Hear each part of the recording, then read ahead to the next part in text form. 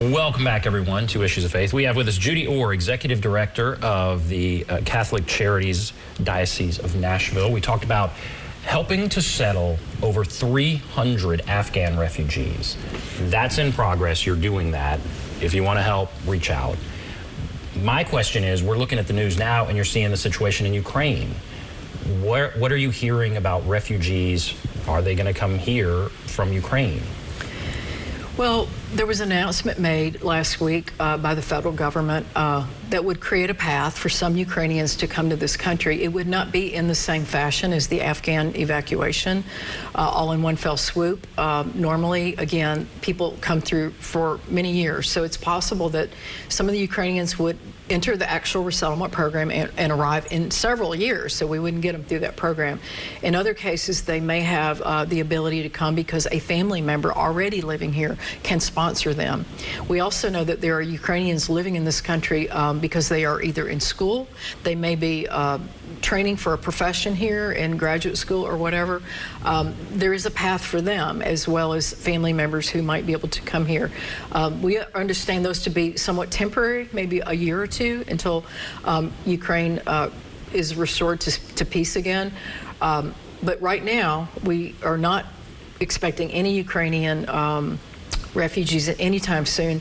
The other thing to understand is that when refugees come from any country, the organizations who make the decision about which parts of the country they would come to always take into account where people from that community or from that region of the world live already. We do not have a big Ukrainian population in the Nashville area.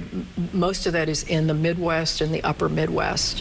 What are some other refugees that you have helped settle? Again, I'm going way back with the Lost Boys. Yeah. That's way back. Oh. But you helped with that. That was Catholic Charities. We did.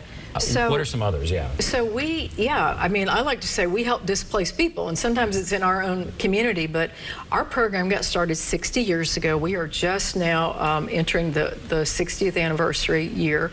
And our program got started in 1962 with the resettlement of 43 Cuban children in a evacuation from Cuba called Operation Pedro Pan. So I have actually reconnected with some of those refugees now in their 60s and 70s who came over before they were reunited with their families, who came mostly to Florida, but some in Nashville. So over the years, we have resettled from a wide range of countries, and even amidst the work we've done this year with Afghan refugees, we have had additional refugees come through the normal process. And so they've been from Venezuela, Sudan, Guatemala, Burma, Congo, Ethiopia. You know, they come from all over the place. And that is a place where we could all help, right? You need help with all of that. We do. One of the programs that people are surprised to learn about, for instance, when I talk about displaced people, is that we do participate in disaster relief. So we have a long history of working, you know, like going back to the 2010 flood, the 2020 tornado, and we had a relief program. Again, these are administered by normally by foundations and government monies to support them, but this is to help people in immediate crisis. And so we did that, and we have a great reputation for doing very efficient, effective work. When the Nashville bombing happened, 1,800 people were displaced by that bombing, and that had to do either with the fact that they lived there or they were working for one of the restaurants or other organizations. So the question was, you know, who can very quickly provide counseling and casework and support emergency assistance for 1,800 people potentially, and Catholic Charities was chosen to do that work. So immediately within that first week, we prepared an application online so that anybody who was affected in those parameters could be helped, and that was a state contract that we received to administer that program. You've been massively busy. I mean, that's insane. You just talked about the Nashville bombing, and I didn't know that many people were displaced, and I didn't frankly know that you helped people from the Nashville bombing. You've been incredibly busy. Afghan, all those other refugees you mentioned, but you've had, the years prior to that, you lost I guess, employees, right? They weren't letting as many people in the country. It's true. There was a shift in the number of people who were allowed to come in. There's something called the presidential determination, and that number has now kind of shot up again. But it always decided at that level, and so that resulted across the country in what we call the infrastructure of refugee resettlement, kind of being dismantled. So a number of people left the industry altogether over the last 4 or 5 years. We also had the effects of the pandemic. So there were people who, as we call it in the Great Resignation, who left our organization after many years and did the soul searching, said, I want to go do something else at this point. So we were really, frankly, shorthanded come August, September, when all of this unfolded very rapidly. And in the case where we all know about it, the labor shortage, it has been very challenging to staff up, not only to our normal level, but then to ramp up for this unusual evacuation of this number of people, which has not happened since the Vietnam era. That's the last time we had a mass evacuation from a country into the United States. Wow, so Vietnam, the last time we've seen anything like what we're seeing now with Afghanistan. Right. And so that happened, you mentioned the dates, August, September. You said the goal is a year in to have them with a job? Well, really to be self-sufficient. To be self-sufficient a year in. So how do you feel like it is right now?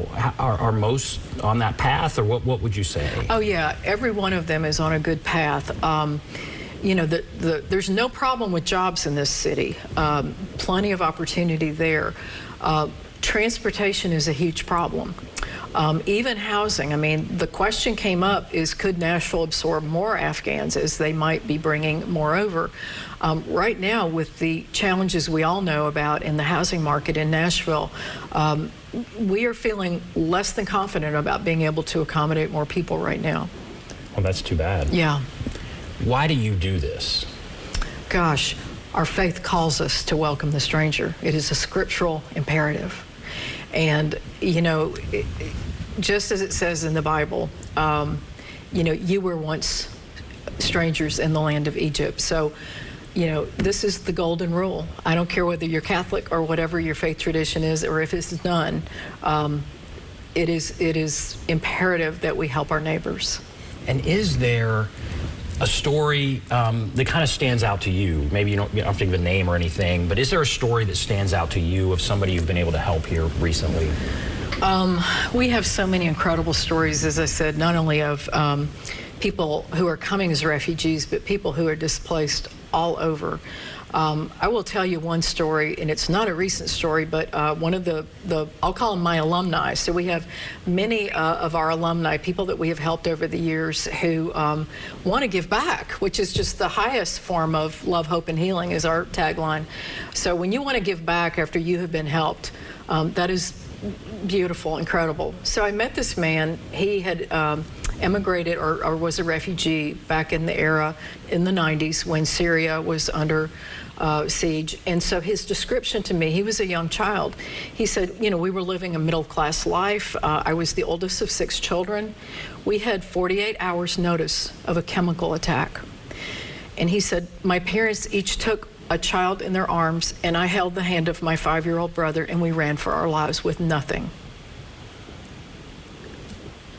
That's one of the most incredible stories. And to think that this happened in our era, it's not like, 50 or 100 years ago, but that this kind of horrific thing can happen in our time. And what we're seeing in Ukraine, all of us have to be saying, how can this be? People of goodwill, this can't be. And there is something we can do. And we have 2 minutes left. And so again, if there's a church or a person out there watching, what would you say? I hope that you will go to our website. There is the volunteer button. We really need more people helping us on a volunteer basis. Of course, if you're not able to, we will be happy to take donations. And we even have an Amazon wish list so that you can buy items specifically needed by our families. There is also, I will tell you, another agency in town, NICE, N-I-C-E, and they are doing the same work we are. So the grand total in Nashville is over 600 Afghan refugees. And again, our staff needs all the support they can get. But it's important that you work through this program we have, our volunteer program, because again, this is not just a voluntary church operation. We have government contracts, and we have to, adhere to, vetting our volunteers, monitoring. We have to document what volunteers do just the same way as our employees, have to document their activities. So a church or a Sunday school class or something, they could get together and come to you or the other organization and just say, let's help. Absolutely. The need is there. Yes, absolutely. Well, Judy Orr, thank you so much for coming on. Oh, I appreciate so much you shining a light on this important work. Judy Orr, Executive Director of Catholic Charities, Diocese of Nashville. Thank you for watching. Have a great day, everybody.